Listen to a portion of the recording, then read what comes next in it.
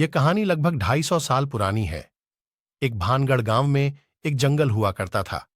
कहते हैं उस जंगल में 2 सर वाली चुड़ैल रहती थी। जो भी गांववासी उस जंगल से गुजरता था वह उसे मौत के घाट उतार देती थी। यह सिलसिला सदियों तक चलता रहा। वह धीरे धीरे पूरे गांववासी को मार चुकी थी।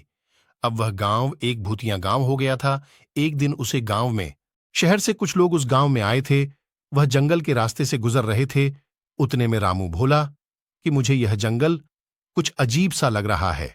श्याम बोला, यह तेरा वहम है। जैसे जैसे वह लोग जंगल में घुसते जा रहे थे वैसे वैसे उन्हें कुछ अजीबोगरीब आवाज आने लगी।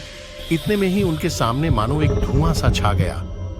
अब उन लोगों को सामने का कोई भी व्यक्ति नहीं दिख रहा था। आवाजें और बढ़ती जा रही थी। वह लोग अब थोड़े थोड़े डरने लगे थे।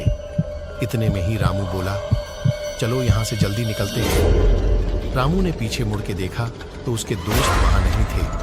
अब रामू पूरे जंगल में अकेला हो गया था। वह जोर जोर से अपने दोस्तों को बुला रहा था। उतने में ही उसके सामने वही 2 सर वाली चुड़ैल आ रही थी। रामू चुड़ैल को देख बेहोश हो गया था। जब रामू को होश आया तो उसके दोस्त उसके सामने थे। तब श्याम बोला कि भाई तू कहां चला गया था? रामू बोला, मैंने यहां पर अभी किसी को देखा था। अब रामू बोला, चलो अब यहां से निकलते हैं। वह रास्ता भटकने के कारण उसी गांव में पहुंच गए थे जिस गांव में न जाने कितने भूत प्रेत रहते हैं। वह लोग गांव का माहौल देखकर और ज्यादा घबराने लगे। रामू बोला कि मैंने बोला था जंगल के रास्ते से मत चलो, पर तुमने मेरी एक बात नहीं मानी। वह लोग गांव से जा ही रहे थे। उतने में ही न जाने कहां से वर्षा होने लगी। वर्षा होने के कारण वह लोग चलते चलते एक हवेली के पास पहुंचे। हवेली के पास पहुंचकर रामू बोला, ना जाने हम कहां से कहां पहुंच जाते हैं।